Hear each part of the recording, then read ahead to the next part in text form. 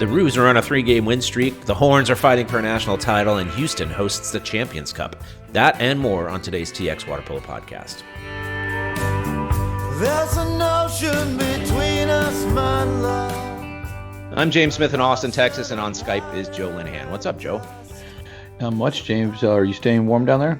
I'm staying sufficiently warm. Man, we had to cancel practice on Monday night, though. When the rain is sideways and it's like 38 degrees and it feels like it's 28. I was like, even that might be just a bit too much for me even. But one thing I do notice, though, is you sound great. What's up? You have like a new microphone or something? Thank you for sending me a microphone. Yes, it's probably way too nice for my level of podcasting, but that's okay. You don't have to thank me. You can thank our lovely, lovely donors. They're the ones who are contributing, and that's where that money goes towards. So I'm very happy to hear you. We had a short show last week. Well, we're going to make up for that this week. We've got one that's just packed with news and interviews and all kinds of stuff. We'll talk with Mark Lawrence about Austin College's successful weekend. The University of Texas Men's Club is headed to Pennsylvania this weekend to compete in the CWPA National Championships, and I spoke with their team president Thomas Nagle earlier. Plus, the Champions Cup finished in Houston on Sunday, and the Dallas Masters tournament, is done too. It was a jam-packed weekend, but I think the bulk of your time was spent in Houston at Champions Cup. What did you see down there? Oh, it was great. Teams came from around the country. There was teams from Greenwich up in the Northeast, all along California, and plus we had two boys teams and two girls teams from Texas. Yeah, the winners were Vanguard and SOCAL, both Orange County teams. Vanguard on the boys' side and SOCAL in all caps. I was notified via Twitter that SOCAL is in all caps. This is the funny thing, is I actually lived in Southern California when SOCAL was created, and I still don't. I guess I didn't know that it's in all caps. So apologies to them. They came away victorious. But as you said, Southside in particular seems to have had a very good weekend. Yeah, the boys went 3-2 on the weekend.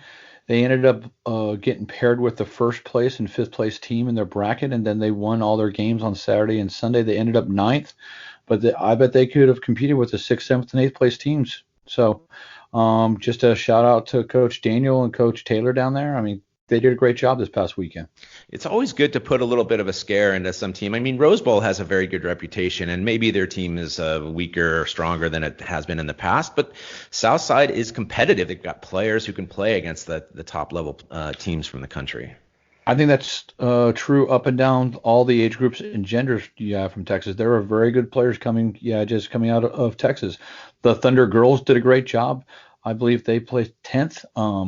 The Lone Star girls placed 12th. They had a great experience down there. And then the Thunder boys, they lost to Southside. They lost to Rose Bowl in that last group of 4, but they ended up 11th. But I think all the athletes from Texas had a wonderful opportunity. And I just want to send a big big thank you to the U of H club team who really helped out with pool setup and were there manning the tables along with Southside and admissions. And the pool looked beautiful, and we hope to get back there again. That speaks to something that I know, that you were there for a couple days to help set up, but then you weren't there. Joe was all over the place this weekend, so we're going to talk about that later because nobody really understands the travails of Joe driving across the country hauling lane lines and stuff around from one spot to another. But we'll cover that a little bit later. But maybe a couple more notes from that tournament. So one thing in particular was that SOCAL, the girls on their Twitter feed, and I think there were others as well, really bought into the whole Texas experience. I think the SoCal girls had line dancing lessons while they were in Houston. That's awesome. And then the San Diego Shores boys and girls actually went down to the Neutral Buoyancy Lab, courtesy of Kurt Otten, who is the father of Jeff Otten, who runs the Triumph Waterpolo Club. He gave them a little behind-the-scenes tour. So, yeah, a lot of the teams from out of state were given some good Texas hospitality, and it was I think it was a great showing, and I think all the teams had a blast, the in-state teams, the out-of-state teams. That's great. So, and this is, again, the Champions Cup is a great event, It's one of those things that has been just keeps getting better and better each and every year. So. Is there? Do you have any sense for if and when it returns to Texas? Is the rotation sort of open, like people bid on it, or so? What are the chances it comes back? The event has historically been in the Midwest zone, which is up there in the Chicago, Michigan, and Missouri areas. Every now and then it has come down to Texas. It was in Texas back in 2010. It was in Texas in 2014 and 2015. There was one year it was even in Hawaii. So I do believe what they're trying to do now is kind of move the tournament around, still keep it outside of California, but kind of move the tournament around to the different zones. So yeah, it'll eventually move back to Texas again. Yes. Okay. Well, that's a good thing. I had a great experience at the 2015 version up at Louisville, and I'm sure this weekend was also very successful altogether.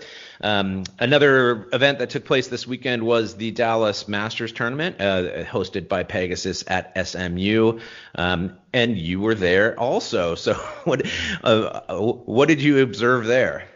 I was there for a couple games on Saturday, and it is the SMU Natatorium is a great facility. This is the Pegasus Waterpolo Academy was hosting a yearly Masters event for men's and women's divisions, and there were it was 9 men's teams and 4 women's teams. The Hops women beat the Wahoos, which are Austin Masters women's team in their championship game, and then it turned out to be the championship game, but Dallas defeated Hops in a shootout in the last game of the tournament. Overall, I hear it was a great event. Even Penn State Barron, who played up at Austin College on Saturday, went down there and played a couple exhibition games against both Dallas and Hops Masters teams. They came up a little short in those games, but I think, again, it was a great event. And just, again, there's lots of water polo going on in Texas. That's one thing I didn't even realize. So Penn State Barron played an exhibition on Friday against Austin College, and then they played 2 games on Saturday, and then the next day they're headed down to Dallas to play exhibition games again. So that they had an extremely busy weekend. And speaking of Austin College, once again, they played those games at their home pool, and you were there also. How did you pull all that off? I was there for the first game, and I got to see them beat Ottawa at 10 a.m. on Saturday morning. It was a great atmosphere, a lot of fans in the stands, the pool. It is basically a concrete box, and the fans are loud, and you could tell that the athletes and coaches were feeding off of it. And Austin College started off, and they got up by a few goals on Ottawa. Third quarter was a little bit of a challenge, and Ottawa kind of came roaring back a little bit. So the score was tied 10-10 at the beginning of the fourth quarter, but then Austin College kind of pulled away, and the final score was 15-12. Yeah. So that was their first home win ever. So that was great. Yeah, they that seems to have been something of a habit for them over the season, is that third quarter can be a little tough. But as we know, the final game of that day against Penn State Barron, who they beat for the first time, first time ever actually, they beat them 13-8. However that happened, they turned things around. Their third quarter, they beat Penn State Barron 5-0 and ended up with a final score of 13-8. Yeah, I mean, I just think the Austin College, they're learning to win. They're learning to play together. It's still a young group, and Mark definitely has them going in the right direction. So well, obviously we're going to come back and talk with him next, but hey, just real quick, I want to give a big shout out to the Griffiths up in is it Hillsdale, Illinois? Hinsdale. It's the Hinsdale, Illinois. They were there. They were watching their sons playing, and Cade who's I believe it's the starting center defender, and then Zachary the goalie. I met them out in the lobby. A lot of very happy parents, a lot of enthusiastic parents, and I can tell you they are building something very strong up there. So.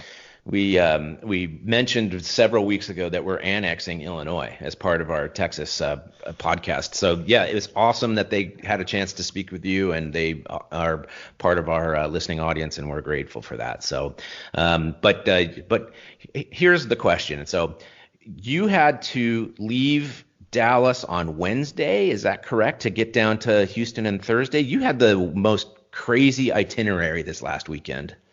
Yeah, I mean that's okay. Like you do what you got to do. Yes, I did leave last Wednesday. I went down to San Antonio, picked up some lane lines, brought them to U of H on Wednesday, and picked up some goals in Pearland and brought them to U of H on Thursday. Did pool setup on Thursday. Yeah, I was at Champions Cup on Friday. Flew back to DFW on Friday night. Went to Austin College and the Dallas Masters Tournament on Saturday. Flew back to Champions Cup on Sunday morning. Cleaned up after Champions Cup. Brought the goals back to Pearland on Monday morning. Went and got the lane lines and brought them back to San Antonio yesterday and got back here just in time for Monday Night Football. It's like, I didn't know any of this until Joe and I spoke a little bit earlier today, so that's pretty impressive. Meanwhile, I'm just here in Austin. I don't go anywhere. I was just watching all this stuff from a distance, so that is pretty impressive. And hopefully you're getting mileage for your vehicle for that as well. We'll see. Just like you got to do what you got to do. So yeah. All right. Well, when we come back, we're going to talk with Coach Mark Lawrence of Austin College, but it's time for a break. In many podcasts, this time would be filled with ads for electric toothbrushes or recruiting services. Not here. Instead, we're asking you to show your support for TXWaterpolo by donating to it. Go to TXWaterpolo.com/donate and help us continue covering the sport we love in the Lone Star State. Hi, I'm U.S. Olympian Janai Kerr, and when I need to stay up to date with my water polo news in Texas, I listen to the TXWaterpolo Podcast. That's the Austin College fight song. So that only means one thing. It's head coach Mark Lawrence after a busy weekend. How are you, Mark? Great, James. Thank you for having us on. Yeah. So big news. You're on a 3-game win streak. I think it's the first time ever for your men's team. After your victory over Washington and Jefferson a couple weekends ago in Pennsylvania, you come home. You play an exhibition, and we'll talk about that in just a second. But then on Saturday, you beat both Ottawa from Arizona and Penn State Behrend, maybe a little bit of revenge from a year ago. And so, again, we'll talk about that in a moment, but maybe it's interesting to talk about this exhibition game that you had on Friday, which apparently the score didn't matter, but this exhibition helped out your team in the sense that you got to play some people that didn't normally get to play. Yeah, it was a great game for us. It was, it was a game that we set up with Penn State Behrend. To essentially both teams sat their starting goalies and their starting 6, which was great because it gave opportunity to some of our freshmen to play, and also some of the athletes who are on and off the travel squad or haven't made the travel squad an opportunity to play, which was great. So our intentions going in was to have all the freshmen play except for Max Wade and Michael Colmenares and Evan Cueva. Mm-hmm. And then our twins, Cade and Zach from Chicago. And we ended up sitting those guys and sitting Nathan Butler and sitting the rest of our starting lineup just to give some of the other guys the opportunity for some more minutes. And it turned out to be a fantastic game. It was a really fun event. It was a really fun game. Got to see a lot of the guys that don't get to play very much and how passionate they are. And see them get after and be really competitive was great. AJ Pritchard he's a sophomore by age, but a senior academically. He's going to graduate in 2 years. And he had himself a phenomenal game. He scored 2 or 3 goals. And, he's one of these great kids that's a great representation of our program. And he's a dual sport athlete with baseball. And somebody who maybe hasn't gotten the opportunities for various reasons, had the opportunity to play and shine. And another one was Ben Rafalski, who's a dual sport athlete with swimming, got an opportunity to play almost the entire game. So it was a really fun event. It was a game that was on our schedule and a really great night. So I'm not sure officially if it's a countable game or not. I have to kind of step backwards and look, but it was a really fun event. So yeah, AJ Pritchard went 2 for 2, had a steal, so yeah, a pretty productive game. And then Saturday comes around. You have 2 games. It was a 3-game mini tournament. You began the day with Ottawa, and then Ottawa played Penn State, and then you played Penn State later in the day. But came out of that day undefeated, 2-0. So the first game of the day, a 15-12 win over Ottawa. You'd never played them before, but I think you have some knowledge about that team and even their coach. Yeah, absolutely. Well, so their coach Austin spent some time in Texas helping out the Longhorn Club. He has a starting goalie who we know very well from the Houston area, who's a freshman that we scouted for Austin College and got to know really well in the process. So we're pretty familiar with their team. We saw them at UC Davis, although we didn't play against them, and we saw them again at Cal Baptist. Same thing, we didn't play against them there either. But we got to see them on the road quite a bit. They got to see us on the road quite a bit. You know, in their program, they're a first-year team. They're NAIA, so they have some JC transfers and some scholarship guys. But, you know, they're very good for a first-year team, and we have a lot of respect for them and their coach Austin and what they're building out there. So it was a really great game. It was a good close game. You know, back and forth. We had momentum. They got it back, and vice versa. They have a freshman named Wes from Marietta Valley area who we have tons of respect for. Try to make him a Roo. He's one of the better players that we played this entire year. So it was a really great game, a really competitive game, and you know, really happy with the outcome. So. Once again, our friend Max Wade, 4 goals, 10 shots off of 10 shots, and then Cade Griffith and Nathan Butler both had 3 goals apiece in that win. So you've got some players who are sort of cropping up here that maybe didn't at the beginning of the season. So are they peaking? Yeah, I would say so. You know, I look at some of the guys we have on our roster. You know, right now it looks like our freshmen are outshining.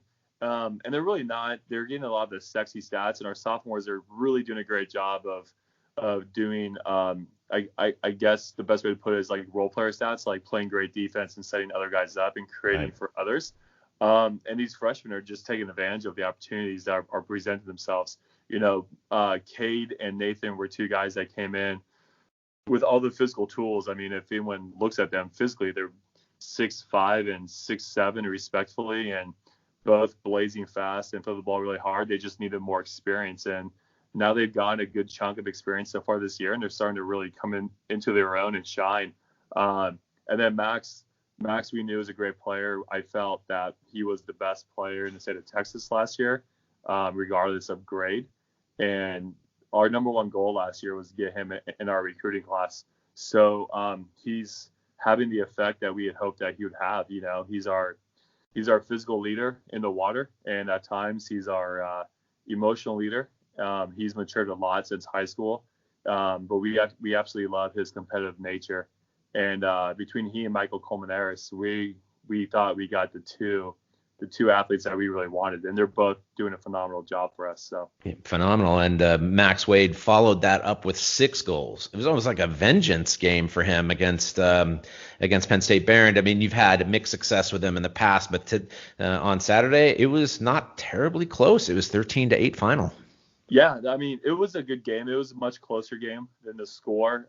They have 2 field players. One his name is Isaac, and then the other gentleman's name always kind of slips me, but he's number 17 on their roster. Andre, yeah. I'm gonna murder his last name. Yeah. But these two guys are 2 of the better field players in Division III that we've seen. Definitely 2 of the better field players in Division III for outside of California.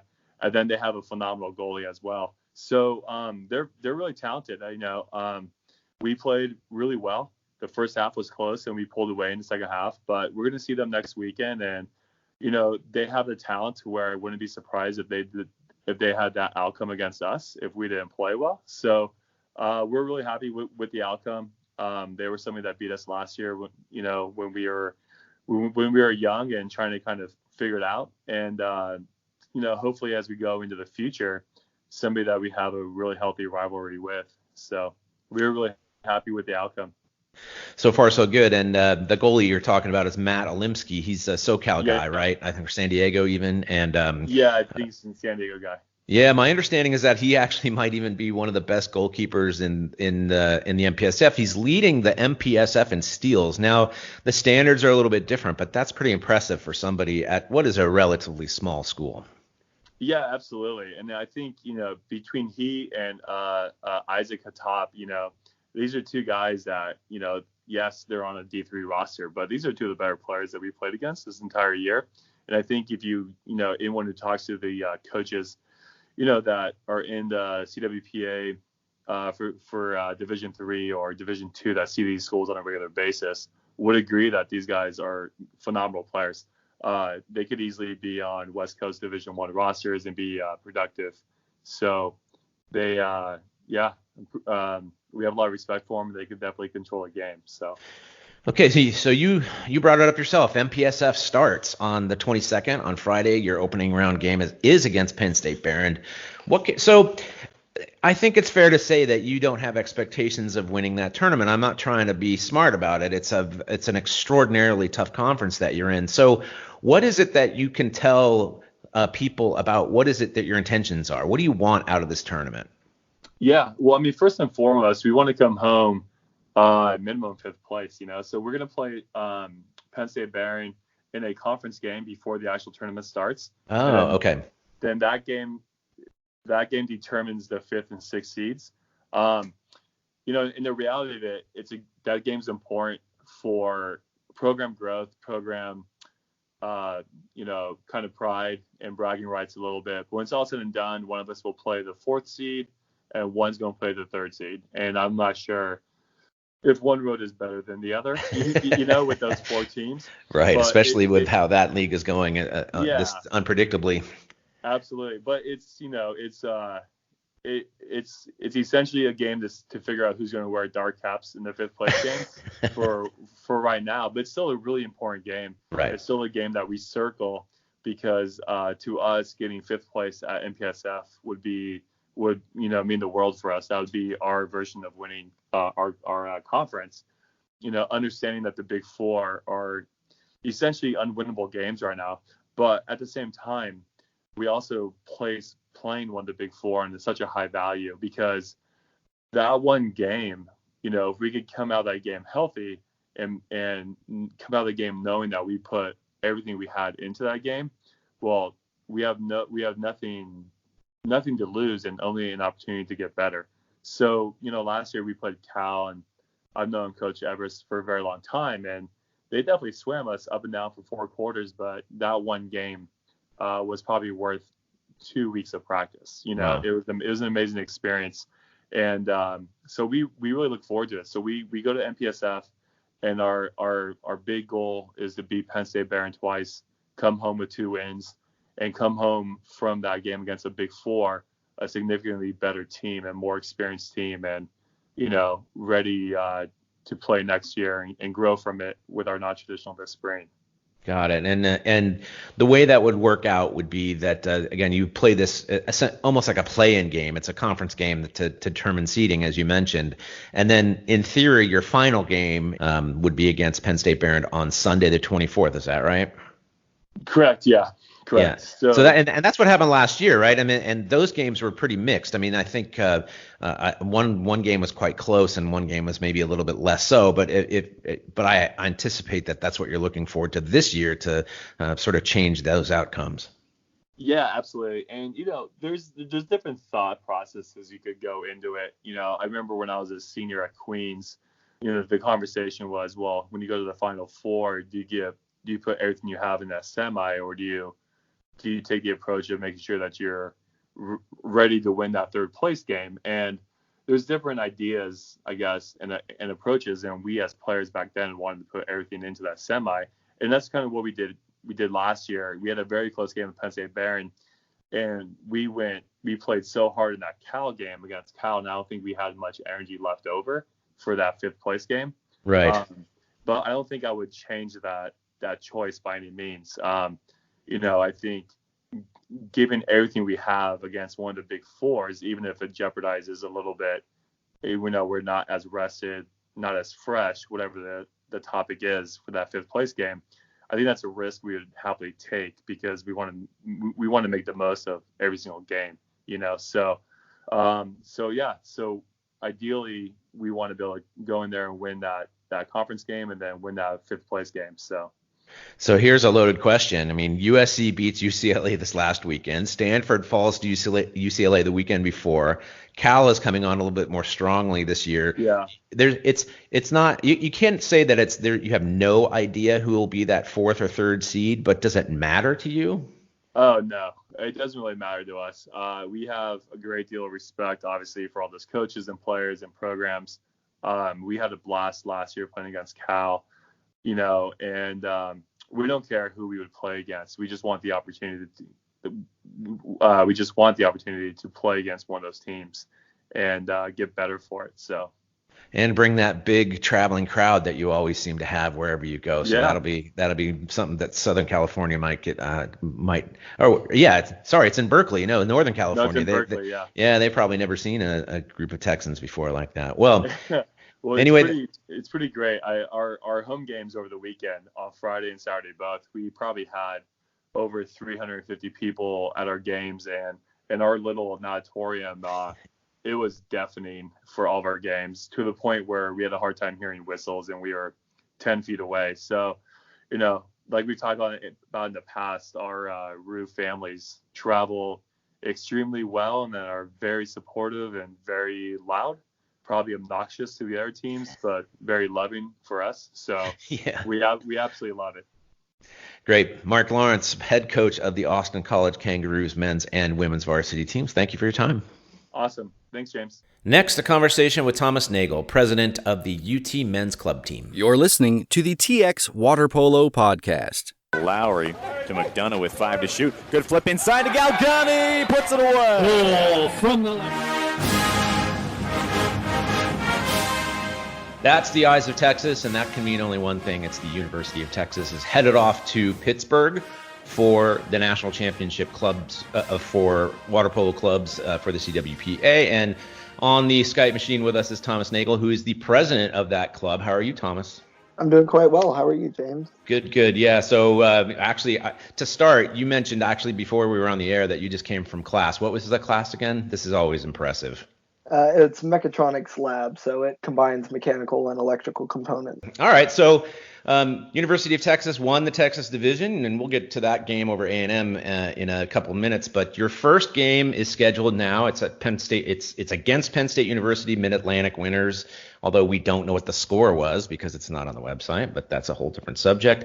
What do you know about them, and what do you – well, first let's back up a little bit and just talk about what your plans are for this week as you get ready to travel to Pittsburgh. Yeah, so the tournament this weekend, it's a Friday through Sunday tournament. So we're planning on flying out on Thursday night. We already have some flights booked. We managed to get an Airbnb that's pretty close to the hotel, so we're going to have the whole team stay at an Airbnb and sort of get some team camaraderie between games going there. Very nice. And the first game I think is around 3 o'clock on Friday. So we get a fly in on Thursday, rest up a little bit, and hopefully we'll be ready to get in the pool and start playing some good water polo. Do you get to hop in a bit earlier on Friday before your game, or you're basically you're warming up and getting ready to go about 3 o'clock on Friday? I believe they'll have some sort of a warm-up area there that we can do, an hour before our game. I know the pool is open on Thursday night to book out some times if you want to practice that night before, but there should be games all day before it. Got it. Right. So, as we said, first game's against Penn State. What, if anything, do you know about them? I don't know much about them. I know Villanova had won the division last year, so right. I don't even remember seeing them at nationals last year, but I'm sure if they could beat Villanova, that they must be quite good. And so we got to be on our highest game to play that. Right. And I think we spoke about it before, which was last year, Texas was seeded second and then had what you might call sort of an easy opening game against, what was it, a 14 seed or something like that? It turned out to be University of Arizona. Yeah. And that game was very challenging. Yeah, so Arizona that's a really good conference that they have there, the Southwest Zone. It's got a bunch of California schools, and the way that the seeding had worked, they ended up 15th, which turned a game that by seeding should be fairly one-sided. It went all the way to overtime. It was quite competitive, but in the end, we managed to pull it out. Right. So this year could be entirely reversed. I mean, you have the nominally lower seed, but who knows about Penn State? And I don't mean that in a derogatory sense. It's just simply don't know about how good they are. So, but you, I presume, are just practicing in the sense that you want to play your game, regardless of whoever you play against. Right. Yeah. We have a game plan. We have a strategy that we want to go in and always execute it. And along the way, if the team's reacting in different ways, we'll change it and we'll adapt depending on what's happening in the pool. But we know what our team does, what our strengths and weaknesses are. And so no matter who we're playing, we're going to try and execute on the stuff that we do the best. Which you did to good effect against A&M in the final game. It wasn't nearly as close as I think some people thought. 7-3 against A&M's. What changed? Because earlier in the season, obviously there was a upset win at A&M where A&M beat 6-5. What changed? Oh yeah, so that first game, it was at A&M, so it's always a little harder to play at sort of a away game when they bring out a lot of fans and they can get that pool to become really loud. We also had a bunch of people on the starting team that hadn't played before. So a lot of that game was trying to figure out like, oh, it's my turn, it's your turn. And so after that game, we were able to settle down, really work on being a team and finding the best play at each point. And lockdown defense became a key component that we worked on for those next couple of weeks, which helped lead to that 7-3 victory. Right. That victory came after what were not terribly close games. I mean, I know Houston and Rice have improved this year, but you did pretty well to dispatch the teams in your preliminary rounds to face A&M. So when you have a victory like that over A&M, do you think that helps you going into the national championships, or there's a bit of a gap between when you've played that game and when you go to national championships? What do you think about that? Yeah, so I definitely think that game got us in the right mindset for, okay, these games, they're going to be hard games. We've got to really play at our highest level. And the break allowed for us to take a little bit of time off so people could get back to classes, work on keeping their grades up, because when we have nationals with the Friday game, people always have class or tests that they need to reschedule. So it really becomes, take a week off. Let's get school focused first because you're here first for academics, and then water polo's on the side. And then after that first week, we got back in the pool and really used the motivation of, okay, we've finished off everybody in Texas. Now it's time to go to Pittsburgh and show people how good Texas is at water right. polo. Exactly. Tell us a little bit more about that mix of academics and sports. So it's a club sport. There are no NCAA rules which you follow, but what does it look like for the typical UT player on a week-to-week basis? I know there's a pretty wide variety. In fact, graduate students can play as well, so their workload is going to be different. But what can you share with us about how you have to balance academics with your practice schedule, for example?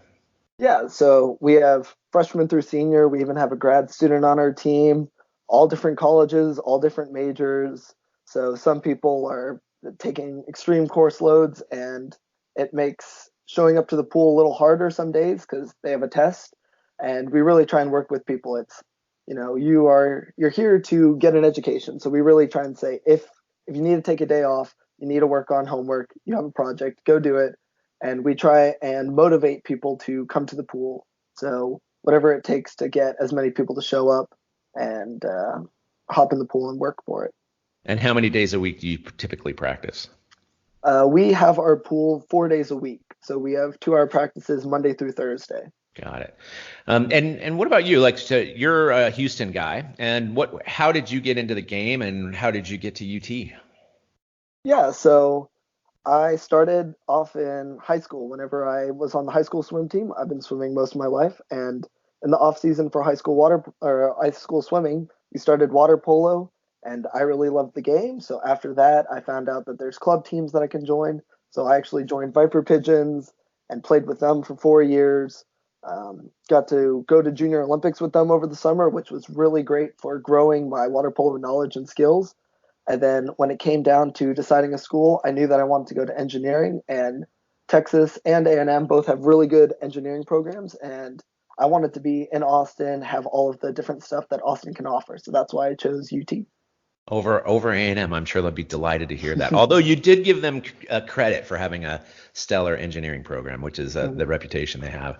All right. Well, so I think that's about it. But I wanted to thank you for your time today, Thomas Nagle. He's the president of the UT men's club team, and they're headed off this weekend to play in the national championships. Thanks for your time, Thomas. Thanks so much. Double team. Deflection. Ball's loose. Youstra. Ball game. Hey, this is Mark Lawrence from Austin College, head coach of the men's and women's Waterpolo programs and home of our Kangaroos. When I'm interested in what's going on with Texas Waterpolo, I always listen to TXWaterpolo Podcast. James and Joe finishing up another podcast. They have this last weekend was one of the busiest of the year. Doesn't mean that we're all done, but there's some other upcoming events that are worth noting. One is the Stampede that Cowtown is hosting up in the Fort Worth area on the 7th and 8th of December, and then a really cool tournament in January. Yeah, the tournament in January is the Dare to Dream. It's going to be 12 and under, 10 and under. There's going to be 12 and under boys, 12 and under girls, and a 10 and under division. It's going to be at Lamar High School in Houston. So it's going to be a lot of fun. We did this last year. We only had a 12 and under mixed division, so we're trying to expand it this year. And more information coming to all the clubs and coaches and club admins. Very cool. The ODP is also going to take place in a couple of weekends, and we can talk about that next week. There'll be a few things that we focus on a week from now, but I think we're done. I think in fact, I think you probably need a nap or something like that. I mean, I'm good. Okay, all right. That was quite I fell asleep during Monday Night Football last night, so it's all good. Well, that's not that hard to do, to be honest. But all right, well, one shout out, thanks to our friends at CrossPass. They mentioned us in their podcast this last week, and maybe there might be something going on with us and them down the road. We'll find out about that. But aside from that, go to TXWaterpolo.com to listen to the podcast, to find us on social media, leave comments and all that stuff. But for today, we're done. Joe, thank you very much as always. All right, thanks, James. Yeah, take care. And thanks to all of you for listening and for telling a friend about the TX Waterpolo Podcast. Until next week, so long from Austin.